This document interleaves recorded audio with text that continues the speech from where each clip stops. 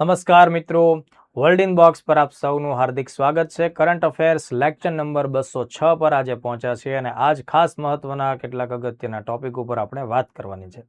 આજે જે મુદ્દાઓ પર ચર્ચા કરવી છે એના પર આગળ વધીએ એ પહેલા world in box academy Gandhinagar ખાતે 27મી જુલાઈ 2026 સોમવારના દિવસથી એક સ્પેશિયલ ક્લાસ 3 માટેની નવી બેચ લોન્ચ થઈ રહી છે અને આ જે બેચ છે દોસ્તો એ ટોટલ ડ્યુરેશન 8 મહિનાનો ધરાવશે અને પર ડે લેક્ચરનો જે સમયગાળો છે એ 3.5 થી 5.5 કલાક સુધીનો આફ્ટરનૂન ટુ ઇવનિંગનો સમયગાળો રહેશે. દોસ્તો આ જે પહેલા વીકના ડેમો લેક્ચર્સ છે તેમાં 27 તારીખે બંધારણ વિષય છે, 28 તારીખે રિઝનિંગ, ત્યારબાદ 29 તારીખે ગણિત, 30 તારીખે અંગ્રેજી, 31 ગુજરાતી અને 1 ઓગસ્ટના દિવસે ભૂગોળ વિષય ઉપરના લેક્ચર્સ રહેવાના છે. મિત્રો, આ ટોટલ 8 મહિનાની જે બેચ છે એ તમારું સીસીઈનું સપનું સાકાર કરશે. એ ઉપરાંત અન્ય તમામ પ્રકારની પરીક્ષાઓ જે 12મા ધોરણ કોલેજને ધ્યાનમાં રાખી અને લેવાતી હોય એ senior clerk, junior clerk, university અને મ્યુનિસિપાલિટીની અલગ અલગ ભરતીઓમાં પણ આ કોર્સ તમને ખૂબ અસરકારક રીતે પરિણામ આપવાનો છે. તો વહેલી તકે આ બેચને તમે જોઈન કરો. World in box academy Gandhinagar sector 6 ખાતે આવેલી છે. રૂબરૂ પણ તમે સંપર્ક સાધી શકો છો અથવા 7575061818 આ નંબર ઉપર તમે કોલ કરી શકો છો. ચાલો, આજનો જે આપણો પહેલો મુદ્દો છે આપણે ખાસ ધ્યાન રાખવાનો છે. તમે બધા મિત્રો જાણતા જશો, ઇન્સ્ટાગ્રામની દુનિયાના તમે બધા જ માહિર વ્યક્તિઓ છો એટલે જોયું હશે કે ખુલ્લેઆમ પ્રોટેસ્ટ થાય છે અને સરકારના એક ખાસ મંત્રીની ખિલાફમાં નીટ પરીક્ષાનું જે પેપર લીક થવાની ઘટના થઈ એના લીધે બહુ મોટો હોબાળો મચ્યો અને ધર્મેન્દ્ર પ્રધાને શિક્ષણ મંત્રી તરીકે કેન્દ્ર સરકારમાં જે પોતાનું સ્થાન હતું ત્યાંથી રાજીનામું આપવું પડેલું છે. આ આખી મેટર છે દોસ્તો, એ તમને ખ્યાલ છે કે ભાઈ નીટની એક્ઝામ્સ કે જે અંડર ગ્રેજ્યુએશન મેડિકલ પોસ્ટ માટે હોય છે કે જેના આધાર ઉપર વિદ્યાર્થીઓને મેડિકલમાં અલગ અલગ કોલેજમાં પ્રવેશ મળતો હોય, national eligibility cum entrance test એટલે નીટ પરીક્ષા નેશનલ ટેસ્ટિંગ એજન્સી NTA દ્વારા પરીક્ષા લેવામાં આવતી હોય. તો આ વર્ષે જે 2026માં નીટની પરીક્ષા 3 મેના દિવસે જે લેવામાં આવેલી, બરાબર, અને એ પેપર 3 મેના દિવસે જે લેવાનું બાદ એવી માહિતી મળી કે આ પેપર અગાઉથી લીક થઈ ચૂકેલું હતું અને એના લીધે એવા ઘણા બધા વિદ્યાર્થીઓ કે જેમનું પેપર ખૂબ જ સરસ રહ્યું હતું, બરાબર, અને એમને જ્યારે ખ્યાલ આવ્યો કે આ આખી પરીક્ષા કેન્સલ થઈ છે ત્યારે આઘાતને લીધે એમાંથી લગભગ 20 જેટલા વિદ્યાર્થીઓએ સુસાઇડ કર્યા છે આખા દેશમાંથી અને પછી બહુ મોટો હોબાળો મચ્યો. લગભગ કહી શકાય કે દિલ્હીના જંતર મંતર સહિત ભારતના ઘણા બધા શહેરોમાં એના વિરોધની વાતો થઈ. લગભગ 37 જેટલા દિવસો સુધી વિરોધ ચાલ્યો અને એનું જે પરિણામ આવ્યું એના પરિણામ સ્વરૂપે કેન્દ્રીય શિક્ષણ મંત્રી પોતે એના માટે એકાઉન્ટેબલ છે, જવાબદાર છે અને એને રાજીનામું આપ્યું છે. ધર્મેન્દ્ર પ્રધાનના સ્થાન ઉપર નવા વ્યક્તિ પ્રહલાદ જોશી એ નવા શિક્ષણ મંત્રી બન્યા છે. તો આ એક સામાન્ય ક્રમ છે. આની પાછળ કોકરોચ જનતા પાર્ટી તરીકે એક એક આખી વિચારધારા ઊભી થયેલી છે. અભિષેક દીપકે એના સ્થાપક વ્યક્તિ મનાય છે. આ બધા ફેક્ટ્સ તમે જાણતા હશો, એ બધા જ મારી સ્લાઇડમાં કોઈ ને કોઈ જગ્યાએ લખાયેલા જ છે. તો હવે મૂળ મુદ્દો અહીંયા શું છે કે સર ધર્મેન્દ્ર પ્રધાને રાજીનામું આપ્યું તો આ મુદ્દો પરીક્ષામાં પૂછાય? પરીક્ષામાં આવું ના પૂછાય, બરાબર. એના સ્થાન ઉપર નવા શિક્ષણ મંત્રી કોણ બન્યા છે? પ્રહલાદ જોશી. તો શું આ લેવલનો પ્રશ્ન જાય? કદાચ આ લેવલનો પ્રશ્ન જાય ન પણ જાય, બરાબર, પણ આપણે તેની સાથે કોન્સ્ટિટ્યુશનની કેટલીક કલમો જોડાયેલી છે એને ધ્યાને રાખવી પડે. દાખલા તરીકે કે ભાઈ આ આખો મુદ્દો જ્યારે કેન્દ્ર સરકારની રચના સાથે જોડાયેલો છે, કોઈ કેન્દ્ર સરકારના મંત્રી સાથે જોડાયેલો છે, એટલે પહેલા તો આ મુદ્દો ભાગ 5 સાથે જોડાય. કારણ કે કોઈ એક વ્યક્તિ પોતાનું પદ છોડે છે, કારણ કોઈ પણ હોઈ શકે, બરાબર. તો અહીંયા આર્ટિકલ 74 અને આર્ટિકલ 75ની કેટલીક પેટા કલમો તમને ખ્યાલમાં રહેવી જોઈએ, કારણ કે એમાંથી જ સીધો ક્વેશ્ચન આવી શકે કે ભાઈ કોઈ વ્યક્તિ મંત્રી પદ કેવી રીતે છોડી શકે છે, કોના કહેવાથી મંત્રી બની શકે છે, બરાબર. તો આ બધા મુદ્દાઓને ધ્યાનમાં રાખીને કોન્સ્ટિટ્યુશનલ કેટલીક આર્ટિકલ્સ છે એ આપણને એઝ અ સ્ટુડન્ટ ખાસ ખ્યાલ રહેવી જોઈએ, બરાબર. તો હવે જુઓ, આર્ટિકલ 74 છે ભાગ 5નો, એ એમ કહે છે કે ભાઈ રાષ્ટ્રપતિને મદદ કરવા અને સલાહ આપવા માટે વડાપ્રધાનના નેતૃત્વ હેઠળ એક મંત્રી પરિષદ હશે અને જેની સલાહ અનુસાર રાષ્ટ્રપતિ કામ કરશે. એટલે આર્ટિકલ 74 છે દોસ્તો એ વડાપ્રધાન પદ અને સાથોસાથ તેની સાથે એક મંત્રી પરિષદ છે ને એનો પાયો નાખે છે, બરાબર. કે ભાઈ અહીંયા કહેવામાં જ આવ્યું છે કે આર્ટિકલ 74ની જોગવાઈ જેવી છે કે ભાઈ રાષ્ટ્રપતિ કોની સલાહથી કામ કરશે? વડાપ્રધાનની સલાહથી કામ કરશે. વડાપ્રધાન એને સલાહ આપવા અને મદદ કરવા માટે છે, વત્તા એની સાથે એનું મંત્રી પરિષદ પણ હશે. ઓકે, એટલે આ આર્ટિકલ 74ની વાત થઈ. આર્ટિકલ 75 પેટા કલમ 1 એમ કહે છે કે વડાપ્રધાનની નિમણૂક રાષ્ટ્રપતિ કરશે અને અન્ય મંત્રીઓની નિમણૂક વડાપ્રધાનની સલાહથી રાષ્ટ્રપતિ દ્વારા કરવામાં આવશે. એટલે જે નવા વ્યક્તિ પ્રહલાદ જોશી શિક્ષણ મંત્રી બન્યા, બરાબર, એ બંધારણની અનુચ્છેદ કે કલમ 75(1) મુજબ અત્યારના ધોરણે નવા શિક્ષણ મંત્રી તરીકે કાર્યરત થશે. આ હોદ્દો એને આ રીતે મળે છે. બરાબર, એટલે શું તો કે ભાઈ કોઈ પણ વ્યક્તિ જે મંત્રી બને છે, અન્ય મંત્રીઓની નિમણૂક કોણ કરશે તો કે રાષ્ટ્રપતિ જ કરશે. પણ એ કોની સલાહથી કરશે? વડાપ્રધાનની સલાહથી કરશે. એટલે 75(1) મુજબ કોઈ વ્યક્તિ આપણા દેશમાં કેન્દ્ર સરકારમાં મંત્રી પદ ધારણ કરી શકે છે. એટલે એક તો આ ફેક્ટ આપણે ખાસ ધ્યાન રાખવું પડે. હવે જુઓ, મંત્રીઓ કેટલા હોવા જોઈએ, બરાબર, મતલબ કે મંત્રીમંડળમાં સભ્યોની સંખ્યા કેટલી હોવી જોઈએ. તો એના માટે 75(1) કરીને એક પેટા વધારાની કલમ 91માં બંધારણીય સુધારા દ્વારા એડ કરવામાં આવેલી છે. એટલે 91માં બંધારણીય સુધારો 2003નો છે. એમાં એવી જોગવાઈ કરવામાં આવી છે કે ભાઈ કેન્દ્ર સરકારમાં મંત્રીઓનું જે કદ છે, મંત્રીમંડળનું જે કદ છે, એ લોકસભાની જે ટોટલ બેઠક હોય એના 15%થી વધવી જોઈએ નહીં. 15% સુધીની જે સભ્ય સંખ્યા હોય એને આપણે એમાં રાખી શકીએ. આવી જ જોગવાઈ રાજ્ય સરકારમાં પણ લાગુ પડે. એમાં પણ જે વિધાનસભા છે એની જે ટોટલ સીટ છે એના 15% જેટલું, એટલે કે મેક્સિમમ એટલું અથવા ઓછામાં ઓછું 12, બરાબર. તો આ રીતની જોગવાઈ આપણને જોવા મળે છે. તો અહીંયા આપણને ઓછામાં ઓછું મળતું નથી, પણ 15% સુધીની બાબતો આપણને જોવા મળે છે. તો આ 75(1) બરાબર. તો અહીંયા ડાયરેક્ટલી 75(1) જોડાયેલું છે, પણ એની સાથે આ પણ જોગવાઈ છે, એનો તમને ખ્યાલ રહે એટલા માટે મેં તમને આ વિગત પણ એડ કરી.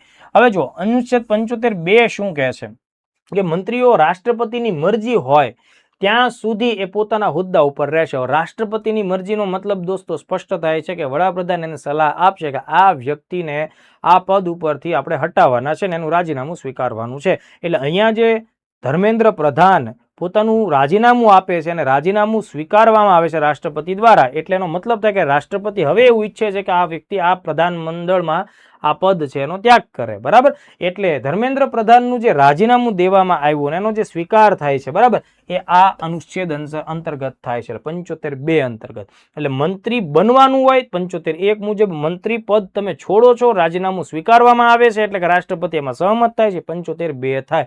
75(3) ને ભલે આની સાથે ડાયરેક્ટલી અત્યારે સંબંધ નથી, પણ છતાંય આપણે ચર્ચામાં લઈ લઈએ કે ભાઈ મંત્રી પરિષદ સંયુક્ત રીતે લોકસભાને જવાબદાર રહેશે. આ એક સામૂહિક જવાબદારીનો સિદ્ધાંત છે. 75(3). 75(4) એમ કહે છે કે ભાઈ કોઈ પણ મંત્રી, મતલબ કે મંત્રી તરીકે જ્યારે કોઈ વ્યક્તિની પસંદગી થાય છે, એની નિમણૂક કે નિયુક્તિ કરવાની હોય ત્યારે એણે પોતાના હોદ્દા માટે મંત્રી તરીકેના શપથ લેવા પડે. એ જે શપથવાળી વાત છે એ 75(4)માં આવે. એટલે પ્રહલાદ જોશી અત્યારે મંત્રી તરીકે, શિક્ષણ મંત્રી તરીકેના જે શપથ લેશે દોસ્તો, એ 75(4) અંતર્ગત એણે શપથ લીધા એમ આપણે સમજવાનું થાય. એટલે 75(4) શું કહે છે કે કોઈ પણ મંત્રી પોતાનો હોદ્દો ગ્રહણ કરે એ પહેલા રાષ્ટ્રપતિ અને બંધારણની 3જી અનુસૂચિ મુજબ હોદ્દા અને ગોપનીયતાના શપથ લેવડાવશે. હવે માની લો કે અહીંયા તો પ્રહલાદ જોશી ઓલરેડી પુનઃપ્રાપ્ય ઉર્જા મંત્રાલયના મંત્રી તો હતા જ. માની લઈએ કે કદાચ તમને પણ માનો કે પ્રાઇમ મિનિસ્ટર તમારી ઉપર મહેરબાન થઈ જાય, બરાબર, અને એમ કે ભાઈ આ જ વ્યક્તિને આપણે શિક્ષણ મંત્રી બનાવી દેવાના છે. તો શું આવું બને? જો તમે લોકસભા કે રાજ્યસભાના સભ્ય બનવાની ઉંમર મર્યાદા ધરાવતા હો, બરાબર, તો આ વસ્તુ શક્ય છે કે ભલે તમે અત્યારે એના સાંસદ સભ્ય નથી, એમ છતાં પણ તમે મંત્રી બની શકો છો એકોર્ડિંગ ટુ 75(5) મુજબ. કે ભાઈ કોઈ પણ વ્યક્તિ મંત્રી બને ને, એ મંત્રી બન્યા પછી 6 મહિનાની અંદર એને સંસદના કોઈ પણ 2 ગૃહ પૈકી એટલે લોકસભા કે રાજ્યસભામાં સભ્યપદ 6 મહિનાની અંતર્ગત પ્રાપ્ત કરી લેવું પડે. તો આ એટલી કલમો તમારે લોકોએ ખાસ ધ્યાન રાખવાની છે. મતલબ ધર્મેન્દ્ર પ્રધાને રાજીનામું આપ્યું, બરાબર, 75(2) ત્યાં લાગુ પડે એ ખબર હોવી જોઈએ. પ્રહલાદ જોશી છે તો અહીંયા 75(1) લાગુ પડે. શપથ 75(4)માં આવે. આ બધી વસ્તુ આપણને એક્ઝેક્ટલી ખ્યાલ રાખવાની થાય છે. ચલો હવે આપણે જુલાઈ મહિનામાં છીએ અને જુલાઈના એન્ડમાં છીએ. તો જુલાઈમાં 15 તારીખ પછીના સમયમાં કેટલાક અગત્યના દિવસોની ઉજવણી કરવામાં આવતી હોય છે. જો કે મેં શરૂઆતના લેક્ચર્સમાં 1 થી 15 જુલાઈની વચ્ચેના દિવસો મેં તમને લોકોને સમજાવેલા છે. તો આજ આપણે 15 થી એન્ડિંગ સુધીના જે દિવસો છે એમાં ખાસ અમુક દિવસો આવશે અને તમારે ધ્યાને રાખવાના. પરીક્ષામાં આવા સવાલ આવી પણ શકે. વિશ્વ યુવા કૌશલ્ય દિવસ એટલે કે યુથ સ્કિલ ડે છે એ 15મી જુલાઈના દિવસે વિશ્વ સ્તર ઉપર મનાવવામાં આવે છે. એટલે યુવાનો સ્કિલફુલ હશે તો જ કોઈ પણ દેશને સમાજને ફાયદારૂપ થશે. એટલે જો તમે યુવાન છો, તમારી પાસે ચોક્કસ પ્રકારની સ્કિલ્સ હોવી જોઈએ. એ સ્કિલ્સ તમને રોજગારી આપી શકે ને એ સ્કિલ્સ તમને સામાજિક સન્માન આપી શકે. એટલે એને પ્રોત્સાહન મળે અને એ વાત બધાને યાદ રહે. એટલે 15 જુલાઈને આપણે આ દિવસ તરીકે મનાવીએ છીએ. એમાં 2 દિવસ નાખી દો એટલે 17મી જુલાઈનો દિવસ આવશે. 17મી જુલાઈ આંતરરાષ્ટ્રીય ન્યાય માટેનો દિવસ છે. બરાબર, 17 જુલાઈ એ ઇન્ટરનેશનલ ડે ફોર જસ્ટિસ એટલે કે ઇન્ટરનેશનલ જસ્ટિસ, આંતરરાષ્ટ્રીય ન્યાય માટેનો એ વૈશ્વિક દિવસ થાય એ બાબત આપણે ખાસ ધ્યાને રાખીશું. એમાં એક દિવસ નાખો એટલે 18 જુલાઈ આવે. દક્ષિણ આફ્રિકામાં જે તે સમયે ખૂબ જ ચર્ચિત નેતા નેલ્સન મંડેલા, આ દક્ષિણ આફ્રિકામાં જે રંગભેદની નીતિ અંગ્રેજી શાસનથી સ્થાપિત થયેલી તો તેનો ખૂબ એમણે વિરોધ કર્યો. રંગભેદ છે દોસ્તો એને હટાવવા માટે થઈને એમણે 27 વર્ષ જેલવાસ ભોગ્યું. મહાત્મા ગાંધીજીના વિચારથી એ પ્રેરિત હતા નેલ્સન મંડેલા. અને નેલ્સન મંડેલા જ્યારે જેલમાંથી આઝાદ થયા ત્યારે એ દક્ષિણ આફ્રિકાના સૌ પ્રથમ અશ્વેત રાષ્ટ્રપતિ બનનારા પહેલા વ્યક્તિ હતા. અને એમણે જે સંઘર્ષ કર્યો છે એ સામાજિક સમાનતા સ્થાપિત કરવા માટેનો સંઘર્ષ છે. એટલા માટે એમનો જે ડેટ ઓફ બર્થ છે 18 જુલાઈ એને આંતરરાષ્ટ્રીય સ્તર ઉપર નેશનલ મંડેલા દિવસ તરીકે આપણે મનાવીએ છીએ. બરાબર. અને બીજી એક ખાસ વાત, ખાન અબ્દુલ ગફાર ખાન બાદ 1990ના વર્ષમાં દોસ્તો ભારત રત્ન મેળવનારા આ બીજા વિદેશી વ્યક્તિ બન્યા હતા. તો આ પણ આપણા માટે એક જાણવા જોગ ફેક્ટ થાય નેલ્સન મંડેલા. હવે એમાં પાછા 2 દિવસ ઉમેરો. 20મી જુલાઈએ 2 અગત્યના દિવસ છે. 20 જુલાઈ એ ઇન્ટરનેશનલ ચેસ ડે પણ છે. ચેસ રમતા જે વિદ્યાર્થીઓ હોય, ચેસ રમતા લોકો હોય એને આ દિવસ ખાસ મહત્વનો લાગે. આંતરરાષ્ટ્રીય ચેસ દિવસ 20 જુલાઈ. અને 20મી જુલાઈને આપણે આંતરરાષ્ટ્રીય ચંદ્ર દિવસ પણ કહીએ છીએ. કેમ તો કે 20 જુલાઈ 1969ના દિવસે દોસ્તો અમેરિકાના એસ્ટ્રોનોટ નીલ આર્મસ્ટ્રોંગ અને એલ્ડ્રિન બઝ આ 2 વ્યક્તિઓ ચંદ્રની સપાટી પર પહોંચવામાં સફળ રહ્યા હતા મિશન એપોલો 11 અંતર્ગત. તો 1969માં આ જ તારીખે ચંદ્ર ઉપર સૌ પ્રથમ વખત માનવના પગલાઓ પડ્યા હતા. ધેટ્સ વાય 20 જુલાઈને આપણે આ રીતે ઓળખીએ છીએ. 22મી જુલાઈ 1947ના દિવસે ભારતની બંધારણ સભાએ આપણો જે નેશનલ ફ્લેગ છે એને સ્વીકાર્યો, એ નક્કી થયો, એડોપ્ટ થયો. એટલે નેશનલ ફ્લેગ એડોપ્શન ડે તરીકે આપણે આ તારીખને યાદ રાખવાની થાય.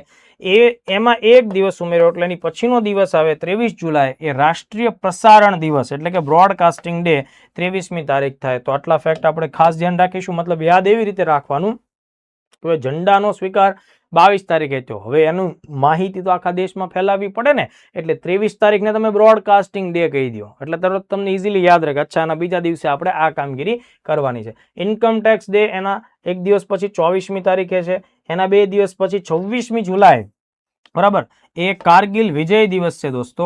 1999માં કારગિલની જે લડાઈ થઈ એનું આપણા પક્ષમાં સુખદ પરિણામ, સફળ પરિણામ, વિજેતા બનવાનું પરિણામ છે એ 26મી તારીખે આવ્યું. એટલે 26 જુલાઈને આપણે કારગિલ વિજય દિવસ તરીકે યાદ રાખીએ છીએ.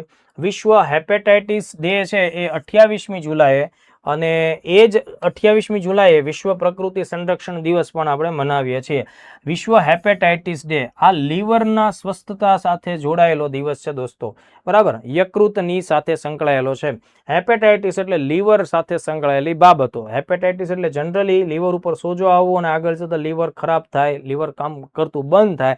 બરાબર, તો હેપેટાઇટિસ ડે છે દોસ્તો એ લીવર સાથે જોડાયેલો છે, એના સ્વાસ્થ્ય સાથે સંકળાયેલો છે. એ 28મી જુલાઈ. અને વિશ્વ પ્રકૃતિ સંરક્ષણ દિવસ એ પણ આપણે 28મી તારીખે મનાવીએ છીએ.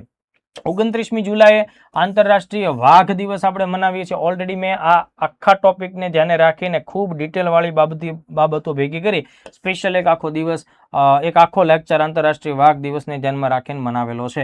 એમાં એક દિવસ ઉમેરશું એટલે આવશે 30 જુલાઈ માનવ તસ્કરી વિરોધ વિશ્વ દિવસ.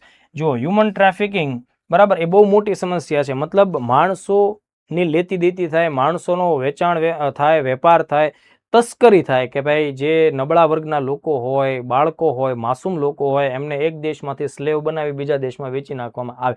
આવી જે માનવ તસ્કરી થાય એને અટકાવવું છે એટલે એના ખિલાફનો આખો અગત્યનો દિવસ થાય એ 30મી જુલાઈ થશે. તો આટલા ફેક્ટ આપણે ખાસ યાદ રાખવાના છે. લાસ્ટમાં એક નાનો એવો ટોપિક છે, યુરોપ સાથે જોડાયેલો છે, દેશનું નામ છે સ્પેન, અને સ્પેનમાં હમણાં ભયંકર આગ લાગી છે, બરાબર. જંગલમાં આગ લાગવાને લીધે સ્પેન દેશની અંદર વિકરાળ પરિસ્થિતિ સર્જાણી છે, અને સ્પેન દેશે આ ઘટનાને પોતાની નેશનલ ઇમરજન્સી જાહેર કરેલી છે, બરાબર. તો પ્રશ્ન ખાસ આવી શકે, એ દેશનું નામ પૂછી શકાય દોસ્તો. સ્પેન એ દેશ છે, એટલા ફેક્ટ આપણે યાદ રાખવાના થશે. બાકી વધારે ક્યાં આગ લાગી, પછી માનો કે આની અંદર અત્યારના ધોરણે 10,000 લોકોનું તાત્કાલિક ધોરણે સ્થળાંતરણ કરવામાં આવ્યું, અને એવો અંદાજ હતો કે ભાઈ 1,60,000 લોકોને સ્થળાંતરિત કરવા પડશે, અને આ જિલ્લાઓમાં, એ બધી આપણા માટે મહત્વની વાત ને, તમે જસ્ટ દેશનું નામ યાદ રાખો, બરાબર. ને આ જે આગ લાગી છે ને, સ્પેનના દક્ષિણ ભાગમાં લાગી છે, બરાબર, દક્ષિણ વિસ્તારની અંદર લાગેલી છે, એટલે એ બાબત યાદ રાખવાની. અને સ્પેનની રાજધાની મેડ્રિડ છે,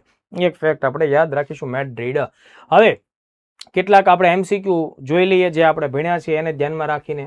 વિશ્વ યુવા કૌશલ્ય દિવસ છે, તો હવે જો હું અહીંયા છે ને, આના જવાબો તમે મને આપજો, બરાબર. વિશ્વ યુવા કૌશલ્ય દિવસ છે તો 15, 16, 17 કે 18 જુલાઈ, તો આમાં તમારે મને સાચો જવાબ દેવાનો છે. ક્વેશ્ચન 1 કરીને એનો આન્સર તમે કમેન્ટમાં આપજો. પછી બીજો ક્વેશ્ચન છે આંતરરાષ્ટ્રીય ન્યાય માટેનો દિવસ, તો અહીંયા પણ 15, 17, 19, 21 જુલાઈ છે. તો ક્વેશ્ચન 2 માં સાચો જવાબ શું આવે છે એ તમારે મને જણાવવાનું, કારણ કે આ એકદમ સિમ્પલ જીકે ટાઈપના પ્રશ્નો છે, એટલા માટે હું તમને એ સોલ્વ નથી કરાવતો. નેલ્સન મંડેલા આંતરરાષ્ટ્રીય દિવસ કઈ તારીખે મનાવવામાં આવતો? જુલાઈની અંદરનો છે, હમણાં જ આપણે વાત કરી છે, તો જોઈ લો આમાંથી ઓપ્શન તમને કયો લાગુ પડે છે. એટલે ત્રીજા ક્વેશ્ચનનો જવાબ તમારે મને આપવાનો થશે. ચેસ ડે, ચેસ ક્યાંય કઈ તારીખે મનાવાય છે? Options R available, choose the right one, બરાબર. સાચો આન્સર તમે આપો. ચંદ્ર દિવસ ક્યારે મનાવવામાં આવે છે? અહીંયા એના ઓપ્શન્સ આપણી પાસે છે જ, બરાબર. તો 4 ઓપ્શન્સમાંથી તમારે સાચો જવાબ આપવો પડશે. રાષ્ટ્રીય ઝંડા અંગીકાર દિવસ, નેશનલ ફ્લેગ એડોપ્શન ડે ક્યારે ઉજવવામાં આવે છે? તો અહીંયા પણ એના સાચા જવાબો, મતલબ સાચો જવાબ ઓપ્શન્સમાં અવેલેબલ જ છે, તો એનો આન્સર તમારે આપવાનો છે. આંતરરાષ્ટ્રીય પ્રસારણ દિવસ, મેં તમને હમણાં જ જણાવ્યું છે, ઝંડા દિવસ યાદ રાખો, બીજા જ દિવસે એનો પ્રસાર કરવાનો છે, એટલે જેને ઝંડા દિવસની તારીખ યાદ હોય ને તરત જ આ પ્રશ્નનો જવાબ ઇઝીલી ખબર પડી જાય. આવકવેરા દિવસ, ઇન્કમ ટેક્સ ડે ક્યારે મનાવાય છે? ઓપ્શન્સ આર હિયર, બરાબર. સાચો ઓપ્શન પસંદ કરો. કારગિલ વિજય દિવસ તો ભૂલાવવું જ ન જોઈએ, બરાબર. એ તારીખે તો તમે બધા સોશિયલ મીડિયામાં ખૂબ મોટી મોટી વાતો અને દેશભક્તિની એવી વાત કરી છે કે આસામમાં જે પૂર આવ્યું એનાથી વધારે મોટું પૂર દેશની અંદર દેશભક્તિનું આવી ગયું હોય, બરાબર. તો આ તારીખ તમારાથી સાચી પડવી જોઈએ. હેપેટાઇટિસ ડે છે, બરાબર, એ મને ખ્યાલ છે ક્યારે ઉજવાય છે, તમારા ઓપ્શન્સ ગોતવાના છે, બરાબર. હું તમને જવાબ નહીં આપું, જવાબ તમારે મને આ લેક્ચરમાં બધાના જવાબ તમારે કમેન્ટમાં મને આપવાના છે. વિશ્વ પ્રકૃતિ સંરક્ષણ દિવસ પણ ક્યારે છે એ પણ જોઈ લો, એની પણ તારીખ કંઈક ને કંઈક એની સાથે મળતી જ આવે છે, એ યાદ રાખીએ. ઇન્ટરનેશનલ ટાઈગર ડે, એ તો આવડવું જ જોઈએ, એટલે આનો પણ સાચો જવાબ તમારે મને આપવાનો છે, બરાબર. માનવ તસ્કરી વિરોધનો દિવસ ક્યારે છે? તો એમાં પણ ઓપ્શન્સ અહીંયા અવેલેબલ છે, આન્સર આપો. અને જુલાઈમાં કયા યુરોપીય દેશે વાઇલ્ડ લાઈફને કારણે પહેલી વાર નેશનલ ઇમરજન્સી જાહેર કરી? આ જવાબ છે સ્પેન. સી ઓપ્શન તમારો રાઈટ આન્સર આવે છે. તો આઈ થિંક આ જે લેક્ચર છે એમાં તમને ખાસ ઉપયોગી થાય એવી પરીક્ષાલક્ષી વિગતો આપવાનો મેં પ્રયત્ન કર્યો છે.